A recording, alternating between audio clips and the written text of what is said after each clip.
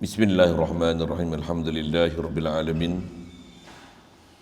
Wassalatu wassalam ala asyrafil anbiya'i wal mursalin wa ala alihi wa ashabihi wa azwajihi wa zurriyatihi wa atba'ihi ajma'in. Subhanaka la ilma lana illa ma 'allamtana innaka antal alimul hakim. La haula wa la quwwata illa billahil aliyyil azim.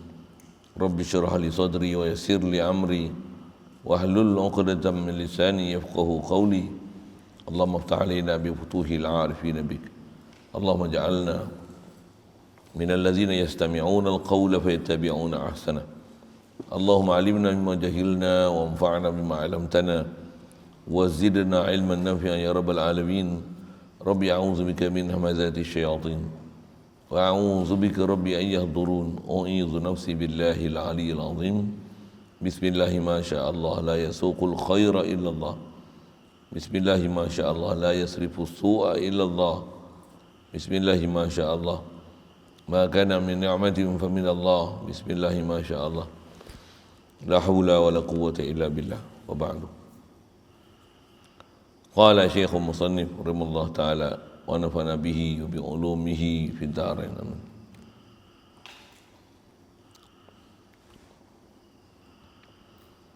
Dan barang siapa mengiktikadkan bahawasanya suatu daripadanya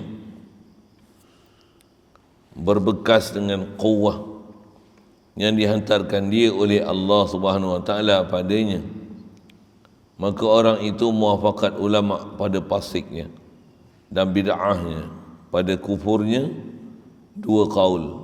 Maka qaul yang mutamad bahawasanya tiada ia kafir, seperti tiada kafir Mu'tazilah dengan i'tiqad bahawasanya hamba menjadikan segala perbuatannya yang bangsa ikhtiar dengan quwwah yang Allah Ta'ala jadikan pada hamba itu.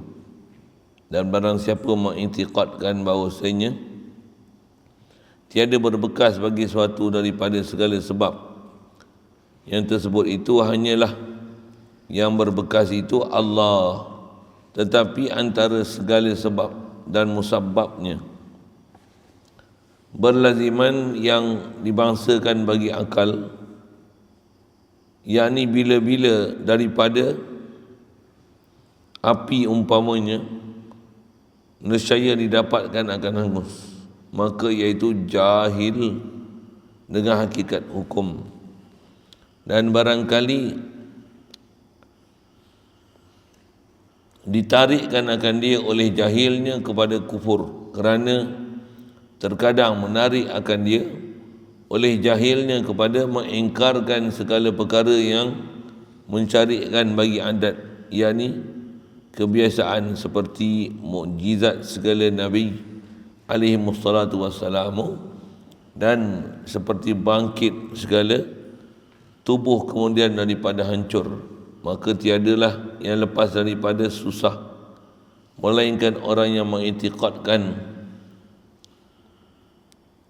bahawasanya tiada berbekas bagi suatu daripada sebab yang tersebut itu, dan tiada berlazim-laziman antara segala sebab dan segala musabab, seperti i'tiqad bahawasanya sah ketunggalan sebab daripada musabab dan ketunggalan musabab daripada sebab.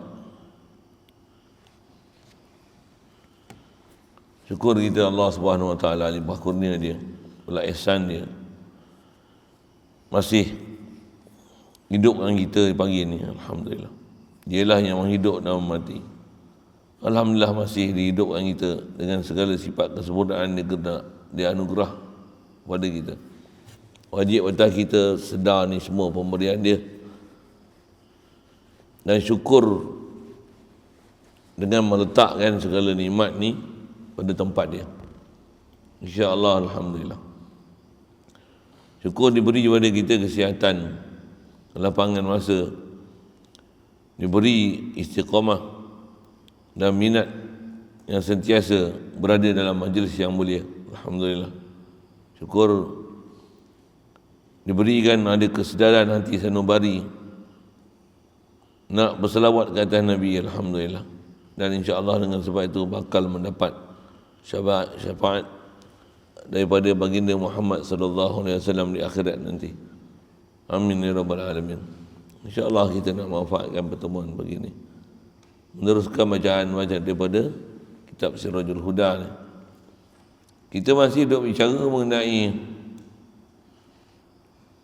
mustahilnya berbilang zat, sifat, af'al Allah Ta'ala. Bahkan wajib tauhidkan dia. Pelajaran ni dia perlu pengamatan yang besar, ada akidah yang nak kena faham. Lepas tu apa sebab yang kita buat dengan apa yang sepatutnya kena i'tiqad, banyak perlu kepada latihan dan pengamatan, sentiasa ulang-ulangkan dalam hati sanubari kita apa kefahaman yang telah diajar oleh Rasulullah SAW, para ulama pada kita. Hadirkan dalam hati kebesaran ilahi. Apa yang kita lihat ni hendaklah dinafi dari sudut dia memberi bekas. Bahkan isbatkan hanya Allah Ta'ala saja beri bekas. Kerana dah sabit perkara itu dengan nas dan dengan dalil akli nak menunjukkan bahawasanya memang makhluk tak boleh beri bekas sekali-kali. Hanya Allah Ta'ala saja yang memberi bekas pada hakiki. Jadi bab ni dia pertama sekali nak ambil faham tu lah. Kalau kita memang dah faham memang makhluk adalah kedudukan makhluk, takkan makhluk boleh duduk pada kedudukan Allah yang menjadikan makhluk dari sudut beri manfaat, beri mudarat. Khas kita bicara situ. Kalau kita memang faham makhluk ialah makhluk, maka makhluk yang kita buat makhluk, apa yang kita buat makhluk, apa yang sabab kita buat makhluk adalah makhluk. Benda makhluk, kita pula Allah Ta'ala bagi jadi sebaik-baik makhluk. Kalau kita sebaik-baik makhluk pun kita tak boleh, dengan sendirinya kita boleh buat sesuatu. Bahkan di atas hujah dan alasan memang terbukti bahawasanya kita ni asal tak ada, Allah lah bagi ada kita. Kalau zat kita pun asal tak ada, sifat kita, perbuatan kita takkan boleh memberi bekas dan manfaat. Dengan sendirinya zat kita boleh beri manfaat ataupun mudarat pada kita ataupun pada yang lain. Itu hujah akal sekali lalu, untuk menunjukkan bahawasanya memang dalam bab beri bekas ni semua Allah. Apa yang ada kat kita, kita hanya buat sebab. Kat mukalah dekat kita ni wajib kita berpegang bahawasanya semua makhluk yang Allah Ta'ala bagi jadi ni, yang ni adalah laluan untuk Allah beri kita. Dan nisbah kita belajar bab tauhid ni, dialah laluan untuk capai ke Allah Ta'ala. Kerana bila sabit makhluk, tentu sabit khalik makhluk. Itu sifat-sifat akidah kita tu. Jadi bila bicara dalam bab af'al ni, dalam bab perbuatan ni, jadi kalau bicara bab perbuatan, dia lapis ketiga lah. Bab zat, bab sifat, bab perbuatan. Kalau zat pun kita iktiraf Allah memang dia saja ilah. Bab sifat pun kita iktiraf Allah juga ilah.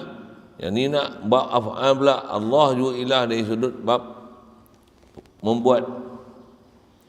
Itu datang membuat ni atau istilahnya disebut dengan quwwah. Maka Allah saja ada quwwah, kita tak ada quwwah. Walaupun kita rasa kita ada satu rank kuasa, kedekat kemampuan, tetap daripada mulut akan keluar ungkapan la ilaha illallah, umumnya, khasnya la haula wala quwata illa billah. Lagi khas la quwata illa billah. Tak ada kuwah kita melainkan dengan bantuan Allah, pemberian Allah, kurniaan daripada Allah Subhanahu Wa Taala, baru dekat kita ada quwwah itu. Dan bila Allah Taala bagi kita quwwah, nampak macam kita buat sesuatu, kalau hasil dengan kuah kita dapat sesuatu tu, di atas kaedah ulama ahli sunnah wal jamaah, macam mana? Kita tak berpegang, tak i'tiqad di atas kuah kita jadi sesuatu, tapi hadirkan di hati bahawasanya yang melaksana, yang benar-benar sebenarnya memberi berkah itu hanya Allah Ta'ala saja, tak ada siapa yang bersekutu dengan dia. Itu pelajaran yang kita nak hadap tu. Mudah-mudahan hadana Allah ila siratil mustaqim, bagi kita faham betul-betul bab akidah ni.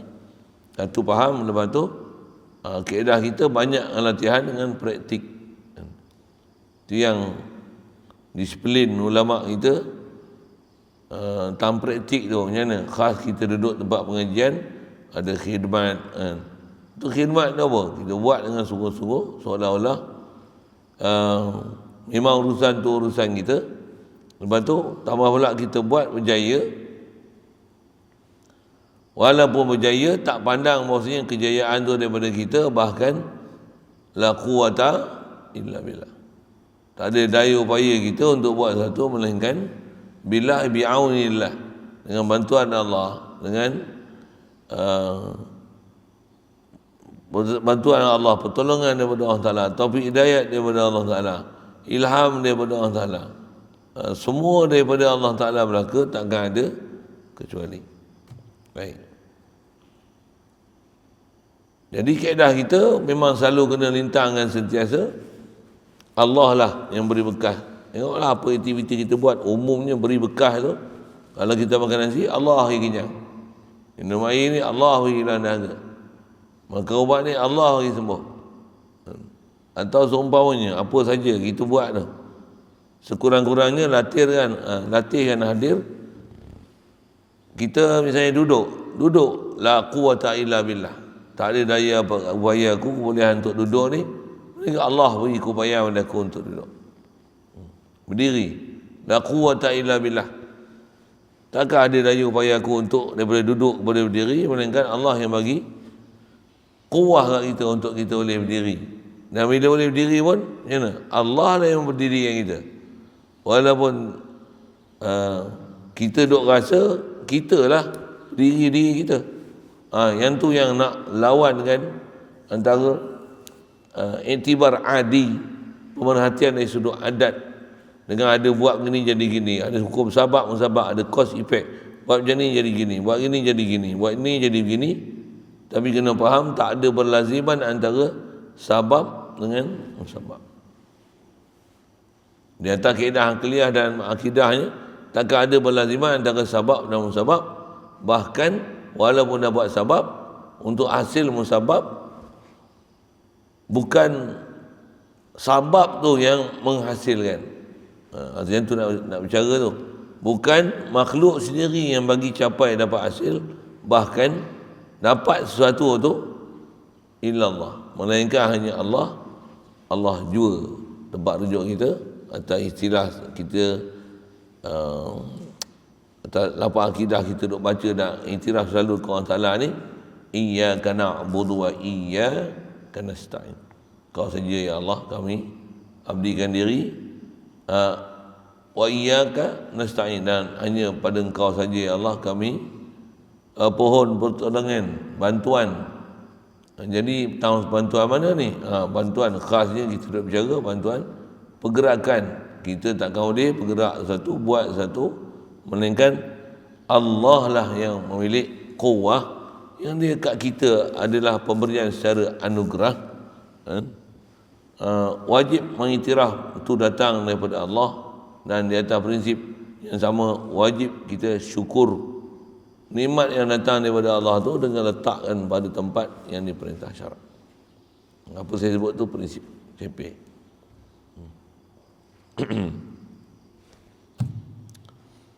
Jadi kaedah dia, dan barang siapa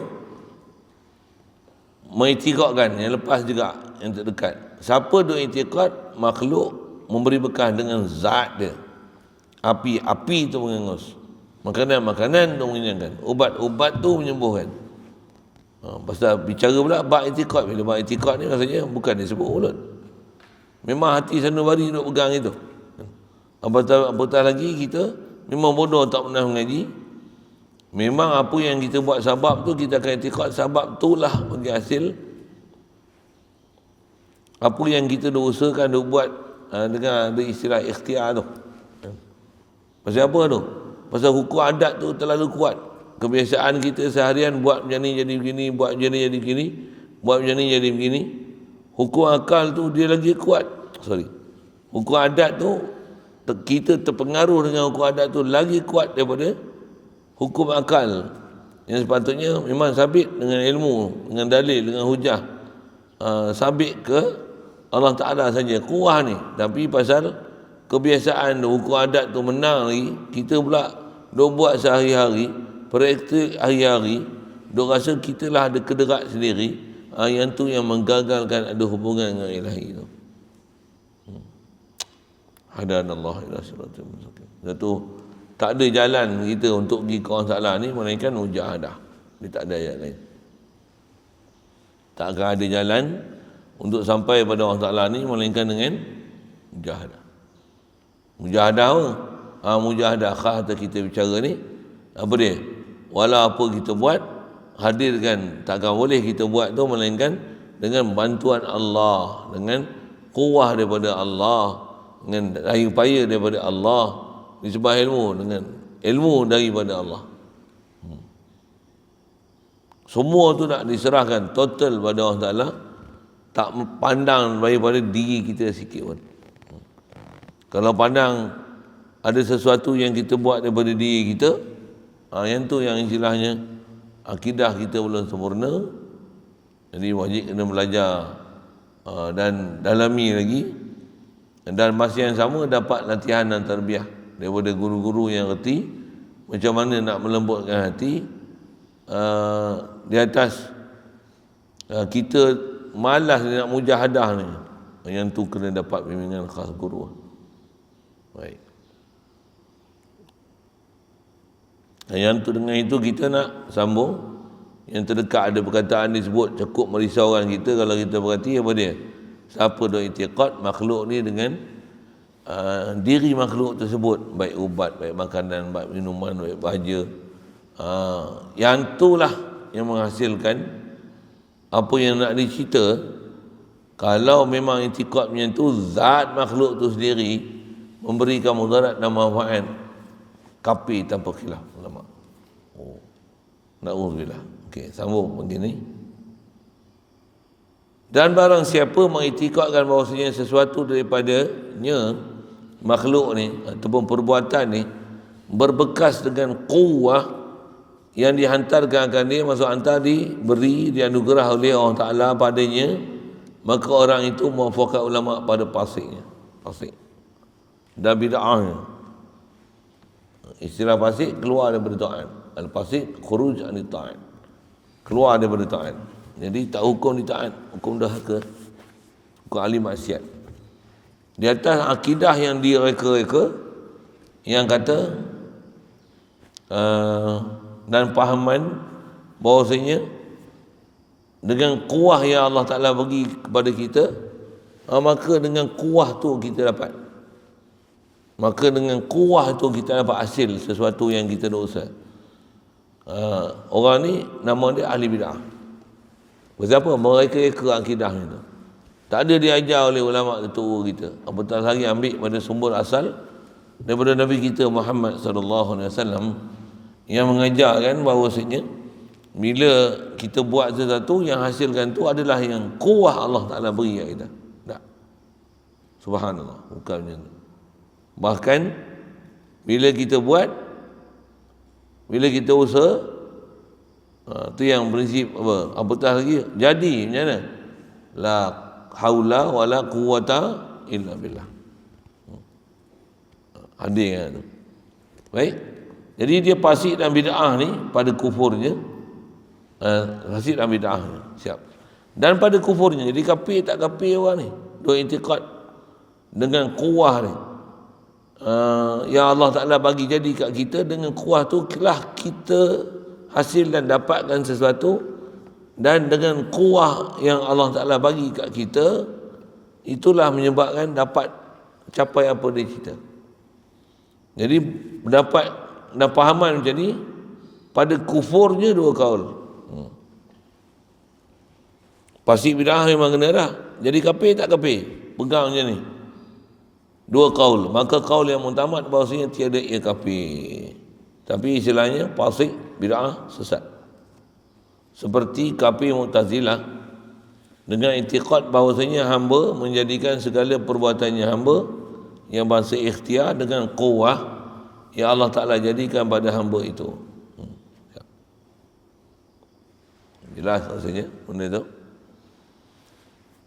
Waktu kaedah kita memang quwwah Allah Ta'ala anugerahi, tapi bila hasil sesuatu, rujuk ke Allah, la ilaha illallah, baru ahli tauhid. Kalau dia berpegang kepada cerdik kita, pandai kita, usaha kita, ikhtiar kita buat, kita pula berasa pula aku ni ada kemahiran ni, dengan sebab tu anak buah kita pun dapat kemahiran tu, kita duk rasa inilah. Kadang-kadang bunyi macam bunyi Islamik sikit, berkat usaha,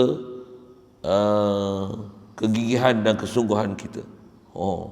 Dia berasa juga ke kita tu. Kadang babak macam ni tak sedar ni. Kita sebut berkat, tapi masih duk sandar kepada mudarat manfaat tu kepada makhluk. Tak sandar, tak hadir hati ke Allah yang jadikan makhluk. Memang jadi banyak sangat kat kita macam ni. Satu sebut dah malam tadi pun, saya ngaji Tok Guru banyak pesan apa? Kita ni harian ni paling banyak yang kena buat apa? Istighfar je lah.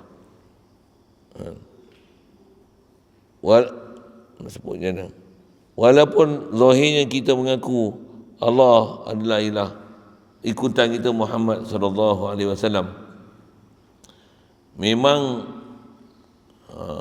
kita sembahyang taat, tak ada tinggal-tinggal, jemaah pula tu, tapi berakidah mesti betulkan kat situ. Apa dia?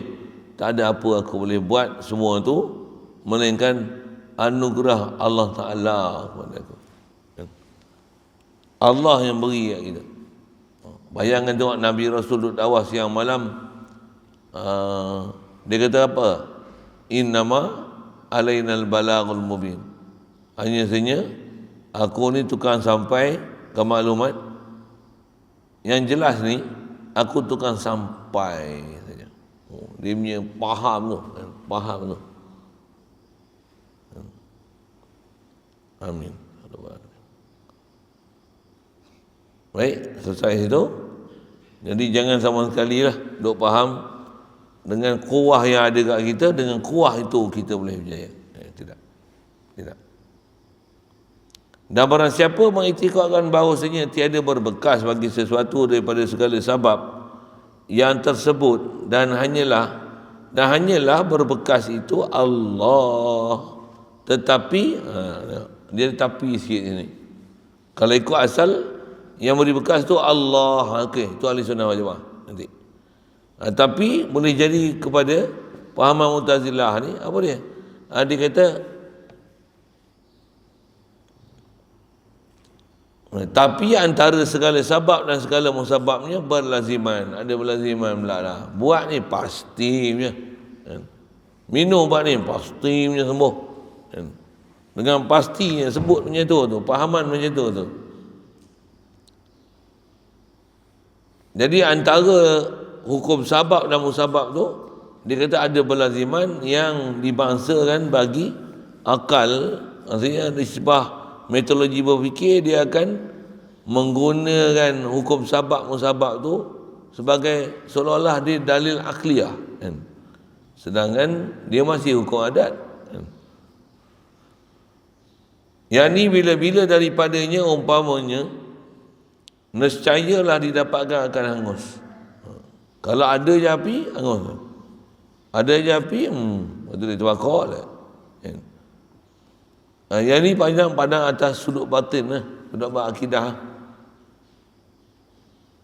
Jadi ada berlaziman antara sabab musabab, maka orang macam ni macam mana? Iaitu jahil dengan hakikat hukum. Orang ni jahil, bengong.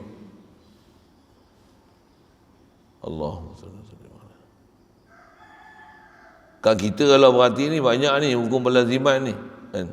Dan kalau kita semak tu sejauh manakah yang kita duk buat seharian ni yang memang kita akan sandarkan bab sama ada bab zat, bab perbuatan, sebelum tu bab sifat, bab perbuatan ni kita sandarkan kepada Allah.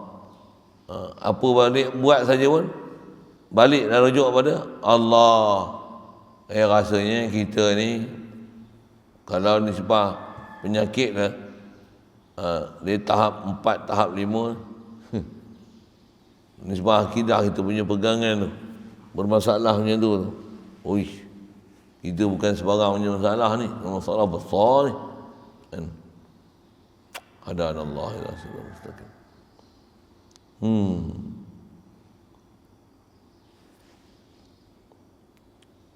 Jadi dia kata pahaman dia bila ada api je, ada api, kau habis lah. Tu contoh bahasa yang diungkapkan lah. Kalau orang beriman macam mana? Jadi je apa-apa pun, pertama istirja' dulu. Inna lillahi wa inna ilaihi raji'un. Lepas tu dengar maklumat gini. Macam mana? La haula wa la quwata illa billah. Tambah pula kita buat orang pujilah. Ni. Buat kerja kemas tu. Kalau orang lain tak tahu jadi corona. Ada perasaan. Kalau ada pun kaedah kita disebut oleh ulama macam mana? Bersihkan perasaan tu, nyahkan perasaan tu, bahkan semuanya hendaklah sentiasa kita nak latih iktiraf bahawasanya berjaya ni anugerah Allah Ta'ala, limpah kurnia Allah Ta'ala kepada aku. Jadi kalau sampai ada hukum berlaziman ni, nama dia jahil. Bahasa kasar lagi, bodoh. Dia jahil, yakni hakikat hukum, jahil hakikat hukum.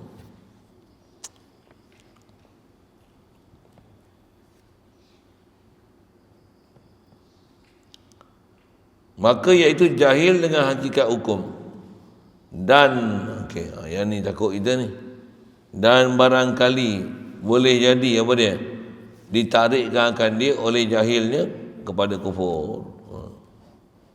Dengan sebab jahil itu boleh bawa kepada kufur. Waktu bahaya jahil. Inilah bahaya jahil. Bahaya jahil apa? Setiap benda-benda yang nama buat atas jalan jahil.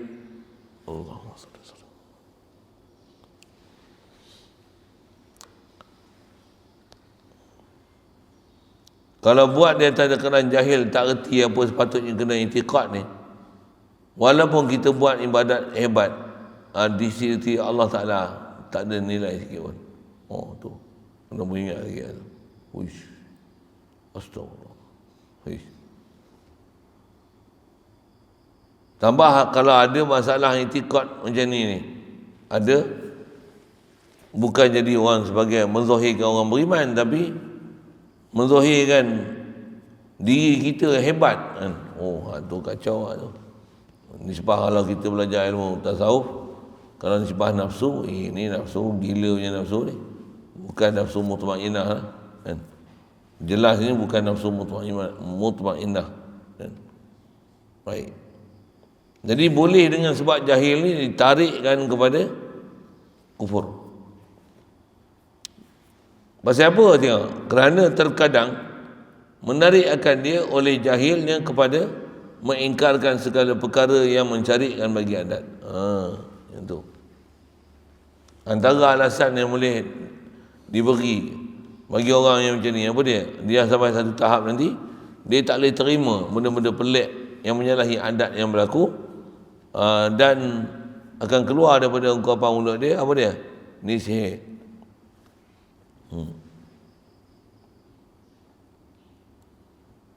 Dia tak boleh terima benda yang mencari adat.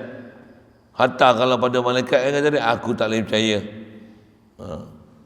Pasal apa? Pasal dia hukum, dia faham ada berlaziman tu. Dia faham berlaziman. Kaedah kita walaupun buat sabab, nak menghasilkan musabab tu, bukan ada berlaziman. Atau berlaziman tu bukan satu perkara yang mesti dan pasti. Tidak. Tidak. Subhanallah.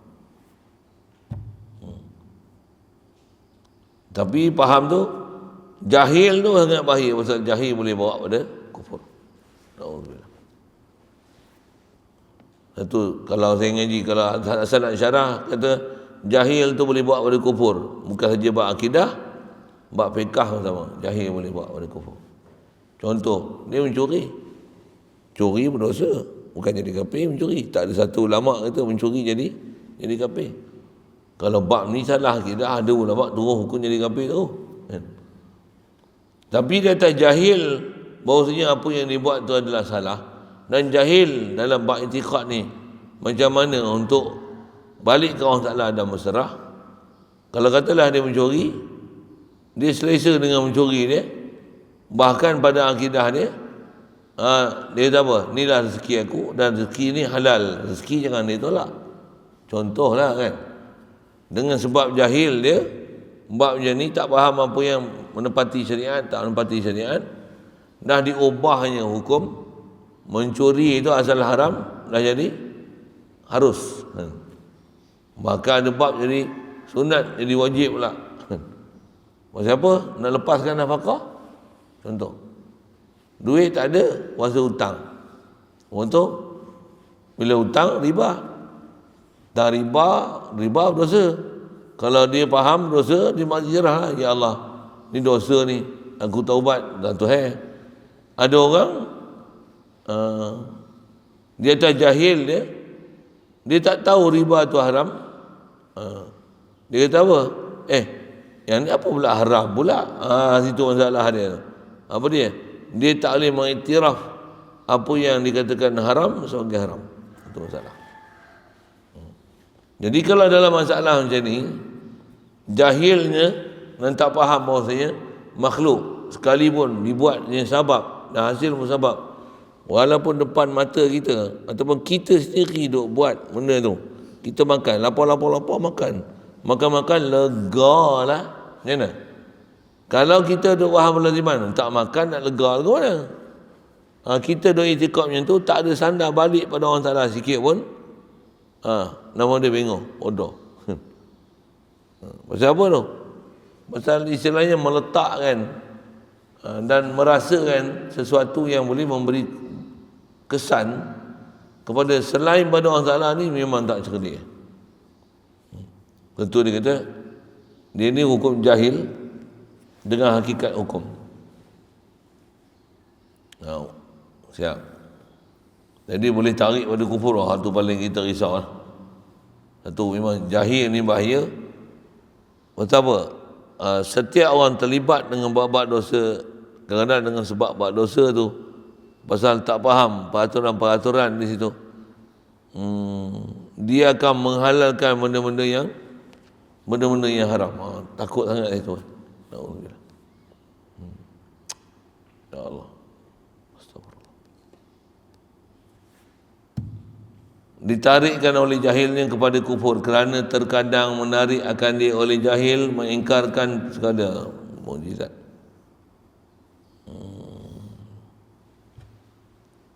Dan juga seperti bangkit tubuh kemudian daripada hancur.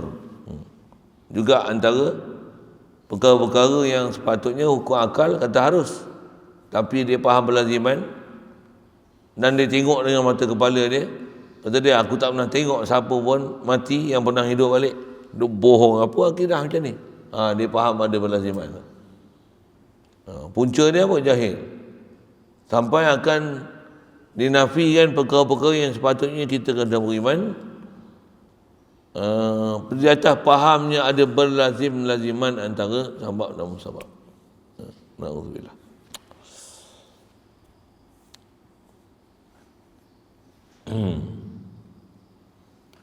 Dan tu yang Allah Ta'ala cerita dalam Quran tu, iaitu orang yang faham dengan hukum adat ni.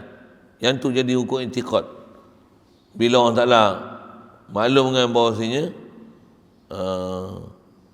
orang yang dah mati ni akan ada alam barzah tu, dibangkit semula di mahsyar. Ada orang mengingkarkan dia, khasnya pada zaman Nabi SAW. Ada orang mengingkarkan kebenaran fakta tu, yang nak rujuk dia, tauhidkan dia balik pada Allah Ta'ala. Dia akan ingkar seingkar-ingkarnya. Kata dia, mana ada. Dia akan keluar ayat yang tu. Aku tak pernah. Tambah pula dia tengok dengan mata kepala, memang tak pernah tengok orang mati hidup balik. Kalau dia atas kata tak ada iman dan membenarkan perkara tu, memang dia akan bangkang kita, bangkang sebangkang-bangkangnya. Pasal apa? Pasal dia faham pelaziman antara apa yang dia tengok, keputusan macam ni. Jadi dia tak boleh pergi lepas sikit, mengatasi daripada alam yang dia tengok zahir ni, supaya tengok dari segi, dari sudut pandangan yang lebih luas. Yang bagi jadi ni sebenarnya siapa? Allah. Bila dia tak pandang tu, tak dapat. Memang betul ayat kata jahil tu boleh bawa pada kufur. Alhamdulillah.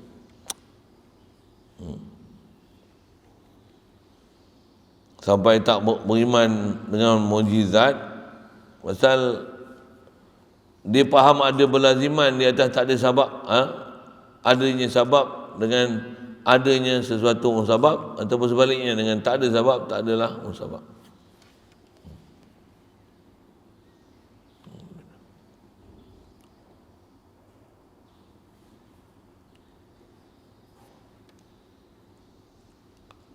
Maka tiadalah yang lepas daripada susah, melainkan orang yang mengiktikadkan bahawasanya tiada berbekas bagi sesuatu daripada segala sebab yang tersebut itu, dan tiada berlazim-laziman antara keduanya, dan tiada berlazim-laziman antara segala sabab dan segala musabab. Yang dia sebut prinsip takkan lepas, istilah Arab sebut takkan dapat najat daripada api neraka, na'udzubillah. Takkan dapat kelepasan daripada api neraka. Digunakan bahasa takkan dapat lepas daripada susah-susah macam ni. Maksudnya takkan boleh dapat lepas daripada api neraka esok, melainkan orang yang memang mengiktikadkan apa saja yang berlaku tu hanya Allah, tanpa ada campur tangan sesiapa pun. Orang ni saja istilahnya akan bebas, akan dijamin lepas daripada api neraka. Istilah Arab ni sebut dapat najat, dapat, istilahnya dapat kelepasan. Pasal orang yang memang lepas daripada azab neraka, memang takkan masuk sama sekali neraka di akhirat esok. Siapa dia? Orang yang bebas dalam bab akidah. Antara kita bicara ni bebas, yang dengan mana tauhid dia memang sangat kemas, kudrat, iradat, ilmu, hayat, sama, masar, kalam tu memang disabitkan ke zat Allah Ta'ala.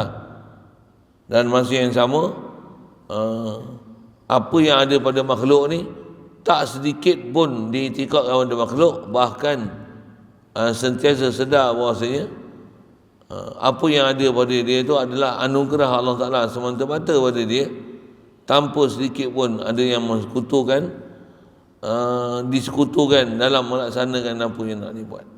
Perasaan tu tak ada sikit pun kepada selain pada Allah Ta'ala. Orang ni saja yang istilahnya dapat kelepasan, dapat najat daripada apa neraka. Hadanallah. Mudah-mudahan Ta'ala mudahkan kita bab tu. Cuma atas latihan kita banyak kena istilahnya mujahadah dan muraqabah, kena berhati telik. Dan kita mengaji ni, nak ngaji faham macam mana? Tak hadir hati ke Allah Ta'ala. Bahaya tu kan. Bahaya apa? Satu, bahaya nafsu. Yang kedua, bahaya akidah. Dua-dua belah ni, musuh ni akan menyamui dia.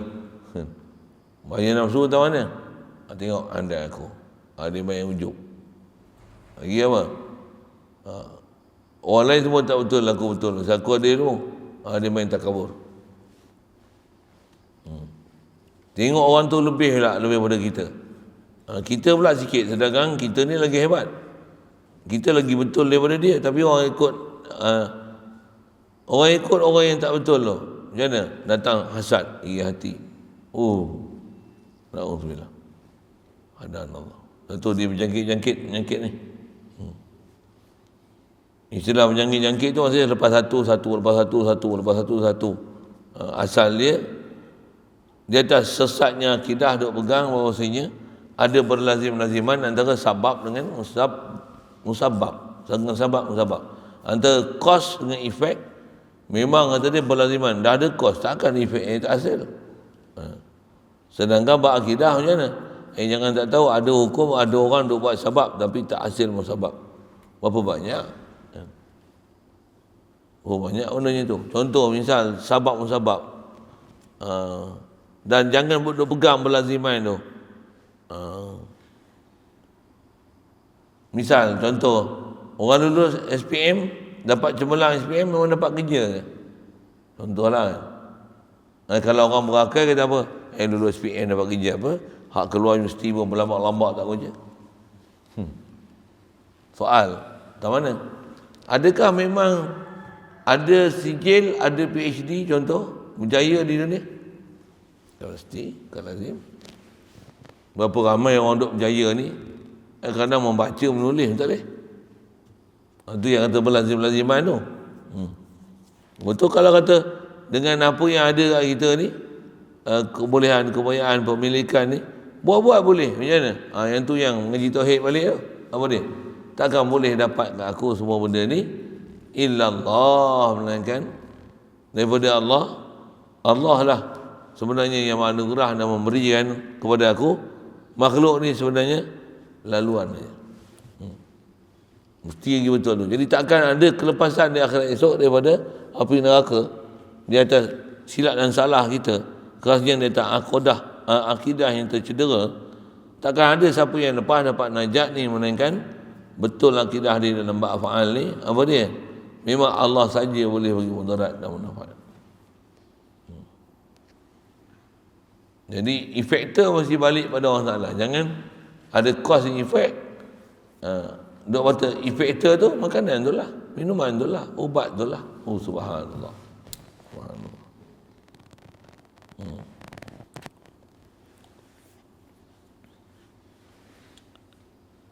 Contoh diberi seperti i'tiqad bahawasanya sah ketunggalan sabab daripada musabab dan ketunggalan musabab daripada sabab. Jadi kalau orang yang memang akidah dia betul, dia kata apa? Walaupun kita dah buat sabab semua, bukan pasti jadi lagi. Nak sebut kata bukan pasti itu, padahal sabab dah dibuat. Macam mana? Berlazim-laziman tu. Jadi siapa tu i'tiqad ada berlazim-laziman, masih lagi ada ancaman dengan neraka. Belum serah total pada Allah Ta'ala nisbah keimanan kita, hati ini untuk bulat terima bahawasanya memang yang beri mudarat manfaat adalah Allah. Untuk hati tu boleh hadam tu. Jadi siapa yang memang dengan hati boleh faham macam tu, yang ni baru dapat nama orang jadi orang beriman. Jadi antara puncanya apa? Masalah kuah memang faham Allah Ta'ala beri, cuma bila tengok pertambatan antara makhluk dengan khalik makhluk ni, dia ada masalah situ. Allahumma salli alaihi wasallam. Bila duk faham makhluk ni, bila buat sesuatu mesti hasil apa benda yang dia buat.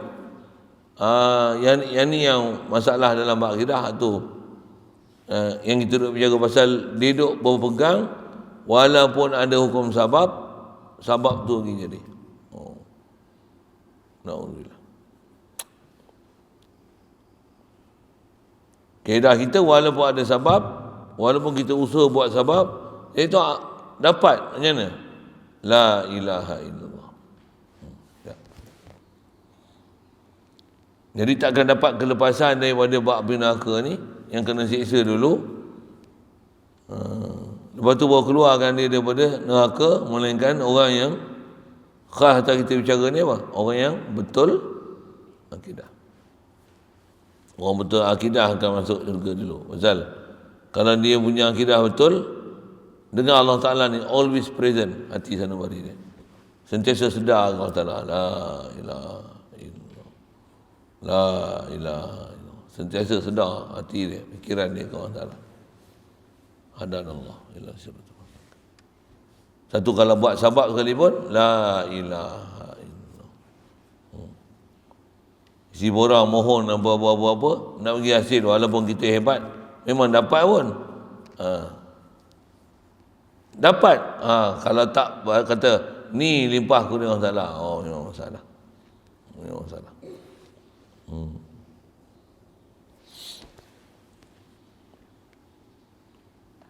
Selesai itu. Wa kadza yastahilu alaihi ta'ala al-ajzu am mumkinim ma. Situ dulu atas pelajaran kita baca pagi ni. Nak urai sikit paham Mu'tazilah, dan ramai antara kita kalau tak belajar akan jadi tu apa dia? Siapa-siapa mengiktikadkan berlaku sesuatu tu adalah disebabkan kuwah yang Allah bagi kepada kita, khasnya kita orang Islam, orang beriman. Allah memang bagi kuwah kat kita, tapi dengan kuwah yang ada kat kita itulah buat sesuatu. Ini Mu'tazilah. Kaedah ahli sunnah wal jamaah macam mana? Allah Ta'ala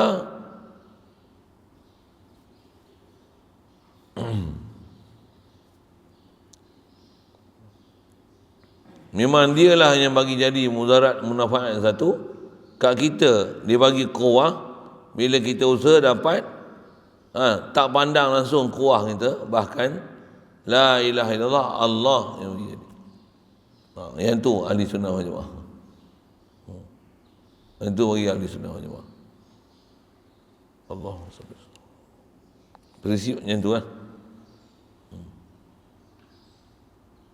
Jadi takat tu kita bicara. Jadi jangan intikadkan makhluk, zat makhluk, kuwah yang ada pada makhluk.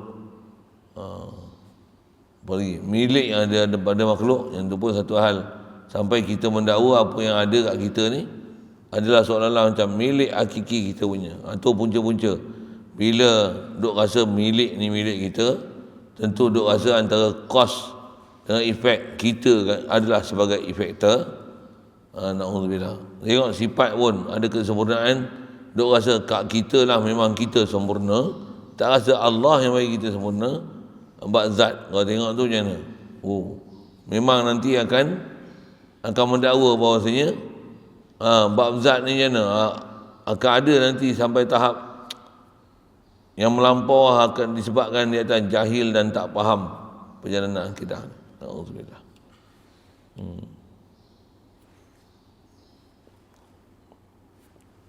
Macam umur sambung nanti, wa kadza yastahilu alaihi ta'ala al-ajzu am mumkin ma. Soal itu ada.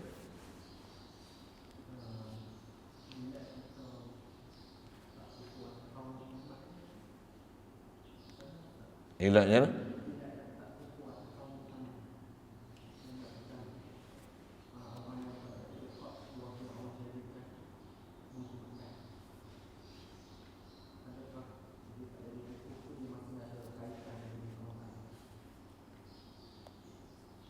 ilat apa tadi? Ilat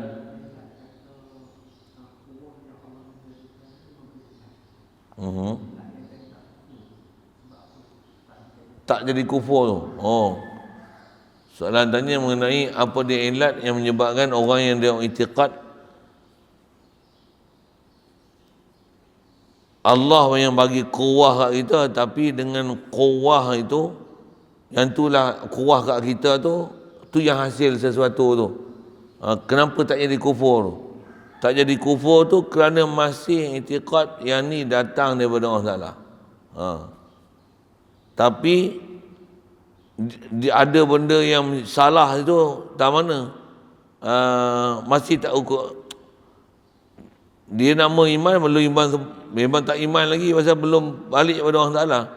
Tapi jadi tak kufur tu kerana masih i'tiqad kuwah yang ada kat kita tu Allah yang bagi kuwah kita. Yang tu elat jadi tak kufur. Elat jadi tak kufur. Elat jadi sesat dan salah tahu mana? Bila kita ada kuwah yang ada kat kita lah dapatkan satu. Situ yang istilah dia akan jadi fasik, jadi bid'ah. Maksud apa? Mereka akidah yang tak pernah diajar oleh Rasulullah. Nama bid'ah lah. Dia mereka apa yang akidah bukan dalam akidah ahli sunnah wal jamaah punya. Bukan yang Rasulullah ni ajar. Rasulullah ni dia nak angkat kaki, nak letak pun dia kata apa? Aku takkan ada rasa dalam hati aku dan fahaman aku, melainkan aku nak angkat pun Allah yang bagi angkat. Aku tak rasa aku sampai tenggelam dia punya faham tu. Aku tak rasa aku yang angkat kaki, bahkan dalam akidah dia apa? Allah yang beri kedekat kat aku. Ya Allah lah angkat kaki aku. Nak letak pun aku takkan boleh letak, melainkan memang dengan sedarnya aku yakin Allah yang letakkan kaki aku. Macam tu. Dan di atas soalan asal elat tu, elat tak jadi kufur tu pasal masih mengiktikadkan kuwah tu anugerah Allah. Macam tu Kalau yang fahaman pertama tu duk iktikad makhluk ni dengan zat makhluk buat satu. Makanan ni, zat makanan ni mengenyangkan. Hak ni. Memang letak makhluk betul Bahkan apatah lagi tak pernah belajar bab ketuhanan ni, memang bergelumbangan dengan makhluk dan setiap hari proses dia sabab. Dan dia bawa pada berlaziman antara sabab. Tu memang kacau. Itu yang antara kacau tu contoh kita tengok nak bawa bandingan, dia kena jadi masalah dalam bab cara hidup, lifestyle dia. Contoh, ada duit senang. Ramai orang nak iktikad ada duit senang. Betul? Itu pula nak cari duit. Memang ramai orang pula cari duit pun. Betul? Apa nak sebut? Atas soalan asal, memang duit ke bagi senang kita?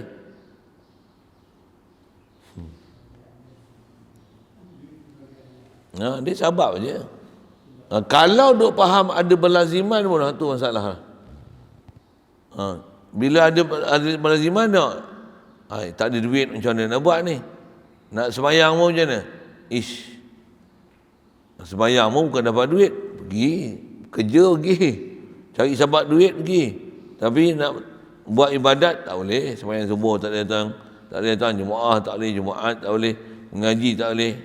Pasal apa tak boleh? Pasal duk faham ada berlaziman, ada duit senang. Tak boleh langsung nak tinggalkan dan susah payah kan, lawan kehendak nafsu yang macam-macam tu supaya balik ke Allah Ta'ala. Jadi sesuatu bukan rasa diri sendiri, tapi semua ni anugerah ilahi. Baru akan jadi najat tu, dapat kelepasan daripada api neraka tu.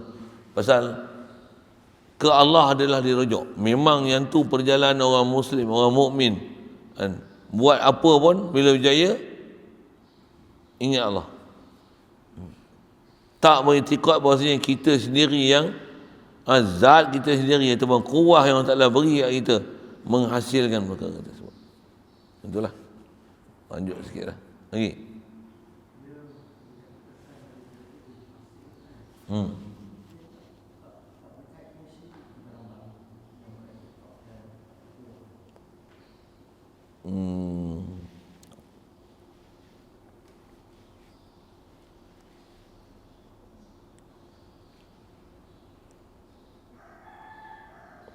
Soalan bertanyakan mengenai tak diistilahkan syirik itu kan.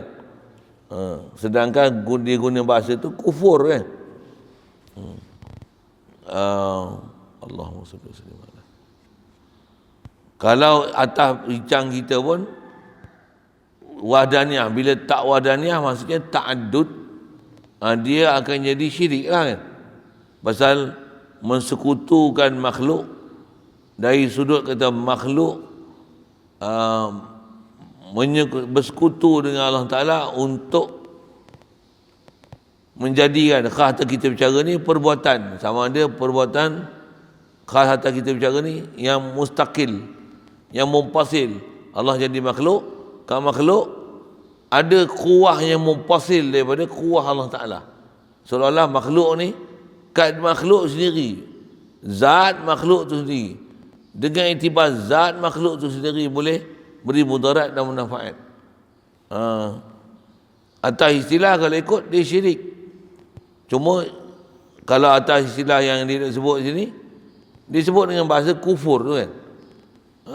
Nak menunjukkan apa? Hasil daripada, jadi kalau pandang dari sudut kenapa dia tak guna bahasa syirik tu, pasal dia iktibar pandang dari sudut hasil daripada syirik tu kufur. Na'udzubillah. Satu, dia tak fokus pada syirik tu. Yang tu kot kalau nak sifat nak tanggung tu lah. Kenapa dia tak guna? Sepatutnya istilah syirik lah. Siapa buat macam ni telah mensyirikkan Allah Ta'ala. Pasal apa? Pasal dia duk rasa perbuatan dia menghasilkan apa yang dia usaha. Tak langsung pandang Allah lah yang menghasilkan apa yang dia usaha. Jadi kalau ikut asalnya syirik tu kan. Pasal mensekutukan ada dua perbuatan, ada pembuat tu ada dua. Ada Allah dan ada mahasiwa Allah yang duduk martabat boleh menunaikan, memberikan mudarat dan manfaat. Atau istilah kalau ikut syirik. Cuma dah syiriknya tu apa jadi akidah dia? Kufur. Satu, dia tak guna bahasa syirik tu. Macam mana pun kalau nak sebut kata itu adalah isu syirik tu. Pasal menduakan, beri mudarat dan manfaat yang hakiki. Ada zat Allah, zat menjadi, bila Allah Ta'ala bagi jadi kat makhluk, makhluk pula dengan zat dia boleh berdiri sendiri, boleh buat itu ini. Masalah. Jadi dia sebut dengan bahasa kufur tak syirik tu pasal natijah daripada akidah yang salah tu, yang jadi syiriknya tu dia bawa pada kufur. Satu, dia tak bicarakan dengan bahasa syirik. Kalau ikut kita bicara bab ni, memang istilahnya bila tak betul pahaman wahdaniyah, dia akan jadi musyrik lah, bukan jadi kafir. Kafir itu kan, cuma dia sebut kafir itu pasal dia atas natijah bila tak pandang langsung ke Allah Ta'ala ni, musibah perbuat dan sabab dapat mudarat manfaat tu, bila tak pandang langsung ke Allah Ta'ala, pandang pada sudut tu, dia bukan musyrik lah, dia kafir. Terhijab langsung untuk boleh hati hadir ke Allah Ta'ala, yang nak faham Allah lah fa'il hakiki, Allah saja ada quwah, makhluk la quwata illa billah. Jadi pandang pada sudut itulah maka istilah kafir itu digunakan, dia tak gunakan istilah musyrik. Okey, lalu macam tu. Lain? Ya, syirik bab afalan. Bab? Kalau dia punya akidah faham ke sifat, syirik bab sifat ke lah. Cuma syirik bab sifat pun nanti dia boleh bawa pada kufur ke lah. Dia rasa macam mana? Tengok, aku alim. Contoh orang kan. Aku hebat. Pasal syirik bab zat, syirik bab sifat, syirik bab af'al, atau syirik dalam bab milik. Ini harta aku, ikut aku nak buat apa? Masalah. Sedangkan apa yang orang belanja, orang susah, infak, belanja, itu memang diperintah kat kita. Sampai tak boleh nak korban langsung, korban majlis korban satu, tak boleh nak korban langsung apa yang ada kat kita untuk orang yang tak berkemampuan ni, kita bantu, ataupun orang yang berkemampuan kita hadiah kan. Tak ada langsung ada perasaannya tu. Dok rasa aku tambah pula ada kasih cinta pada makhluk, jadi sampai nama kasih dunia. Dia akan jadi sampai tahap syirik kalau tengok macam tu. Syirik fil milik, syirik fi af'al, syirik fi sifat, syirik fi zat. Semua tu bahasa dia syirik belaka. Na'udzubillah. Itu tak tanya soalan itu tak? Jadi kalau syirik pada sifat, contohlah ilmu, sepatutnya Allah ada ilmu. Kita ni jahil. Apa ada kat kita? Allah yang bagi. La ilma lana illa ma 'allamtana. Bila dok rasa kita mengaji, kita bersungguh, bila dengan perbuatan tu, aku susah payah ni, akulah, dok rasa akulah tu. Syirik lah tu. Dan akibat dia nanti sampai bawa jadi kufur. Pasal apa? Pasal tak boleh pandang langsung yang ada kat kita ni Allah yang beri.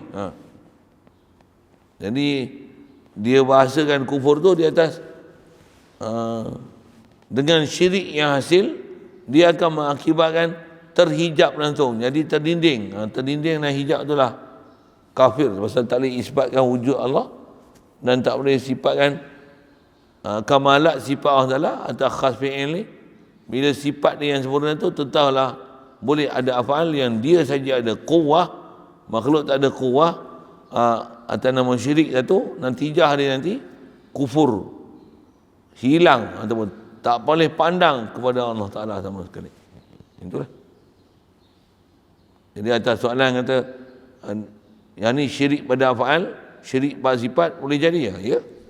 Macam mana syirik fi zat?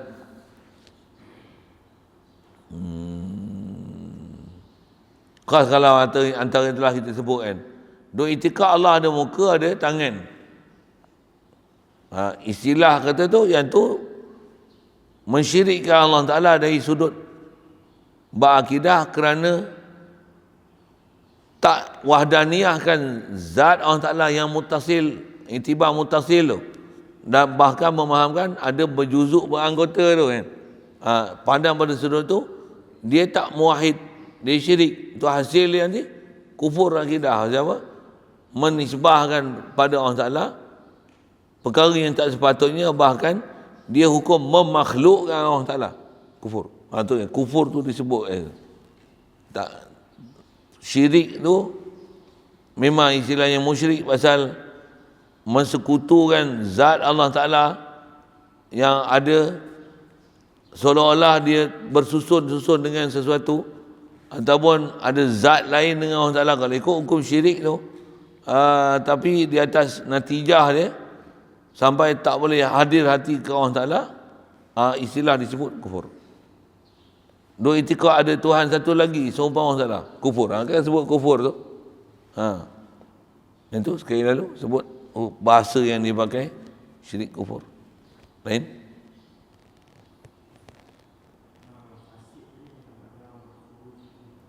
Ya. Ya.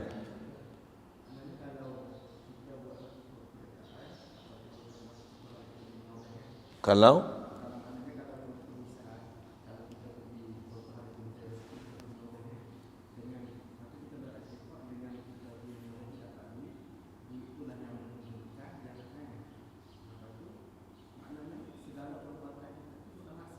ya, maksiat bukan taat. Taat ni bila kita boleh rasa Allah yang beri kita semua benda tu berlaku, tak ada campur tangan daripada sesiapa, hatta diri kita. Jadi soalan tanya mengenai kalau kita kerja lah misalnya, menoreh getah, ambil upah, dapat duit, daripada duit tu kita buat belanja apa-apa. Jadi duk kata aku kerja ni dapat duit ni, contohlah kan, duit ni ada duit ni, lega lah aku. Salah tu. Jadi antara kata tu itikad fasik, bid'ah. Jadi duk potong getah, duk bagi belanja anak bini, bukan nama dapat pahala, maksiat. Siapa maksiat? Tak betul itikad. Satu orang tak betul itikad ni, walaupun buat ibadat, rupa ibadat, tapi sebenarnya maksiat, sebenarnya dosa.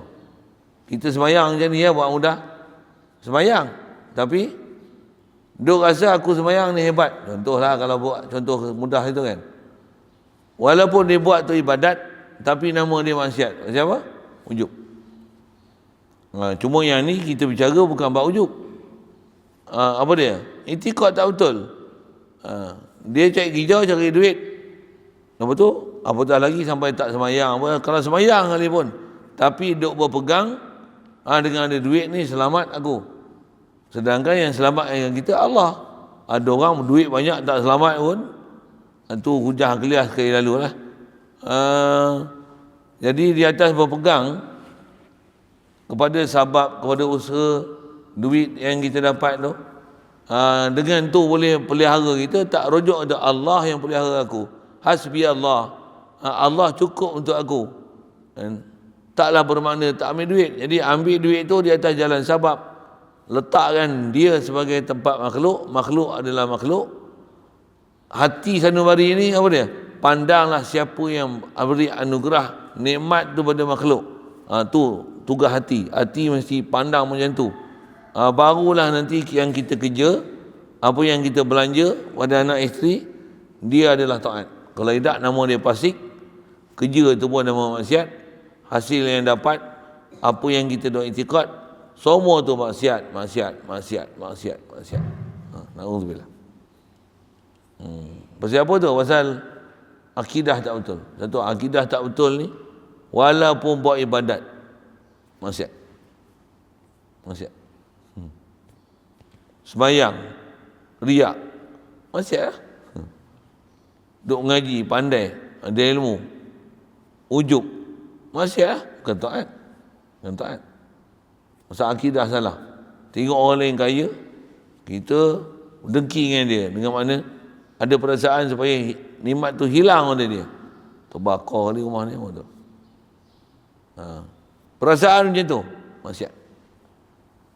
Maksudnya, walaupun katalah dia kaya, kita pun usaha nak jadi kaya. Dalam masa yang sama, tak puas hati apa yang ada kat dia. Maksiat. Walaupun kita pun dah usaha juga. Itu kita sebut dalam contoh bab dunia. Kalau bab agama, dengan hafal Quran, apa orang hafal Quran juga. Pasal apa hafal Quran ni? Kau nak lombong kan ni, kalahkan dia. Supaya yang hebat ni aku. Orang akan pandang aku. Habis, maksiat. Jadi akidah yang tak betul, dengan tu dia akan bawa pada penyakit nafsu. Kalau kita cerita sikit dalam bentuk istilahnya tu, lepas tu dia akan menyebabkan hak taat jadi maksiat. Jadi istilah fasik bid'ah tu ke situ tu, di atas kondisi tu lah. Yang kata walaupun atas nama rupa, tengok rupa ibadat, tapi di atas tak betul maksud dan matlamat untuk kata tauhid ke Allah Ta'ala, tak berlaku benda tu dalam keadaan kita hidup seharian, nama dia ahli maksiat. Sepanjang duk bernapas pun maksiat. Satu banyak kita kena buat ni, istighfarlah di atas. Kita tak sedar, tak isbatkan wujud Allah Ta'ala, tak isbatkan kamalah Allah Ta'ala, tak isbatkan af'al Allah Ta'ala. Yang taklif besar kat kita ni, istighfar. Satu saya sebut semalam pun, apa dia? Banyak mengaji pun, banyak guru ajar kita, apa dia? Zikir je lah tu hal. Antara benda yang kita kena buat adalah istighfar. Pasal istighfar kita paling banyak buat akidah. Cuma kalau kita tak mengaji, kita tak perasan. Kita duk rasa tak kena gaya, dia tak jahil kita, apa dia? Kita tak rasa kita buat apa-apa dosa pun. Curi tak, judi tak, kan? Mana ada buat dosa? Sedangkan masih ada dosa. Dosa apa? Dosa akidah. Tak hadir hati ke Allah. Tak boleh isbatkan wujud Allah. Tak boleh duk berasa dalam hati ini Allah pandang kita, Allah bersama kita. Tak faham itu, maksiat. Na'udzubillah. Adanallah. Satu kalau kita perhati tu, jalan nak menuju ke Allah Ta'ala ni, dia bukan sebarang jalan. Maksudnya dia penuh cabaran. Allah. Dia penuh cabaran. Tak mana tu? Kerana tak buat langsung, jadi masalah pasal tak taat. Dah bila dah taat, dia akan jadi masalah. Apa dia? Nak menzahirkan diri untuk rasa kehebatan dan jatuh hati kepada apa kita usaha yang hasilkan pendapatan, dia akan jadi macam tu. Benda-benda adat macam tu dia boleh mengganggu akidah kita. La ilaha illallah, la dar wa la nafi' illallah. Itulah kira tu. Lain?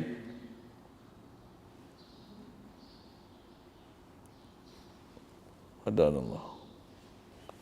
Banyak umur sambung. Wa kadza yastahilu alaihi ta'ala al-ajzu am mumkinin ma.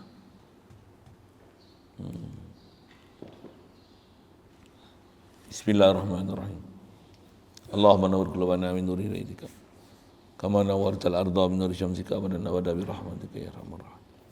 Warzuqna fahman nabiyyin wa hifdzal mursalin wa ilhamal malaikatil muqarrabin wa sallim tasliman ala jami'il anbiya'i wal mursalin.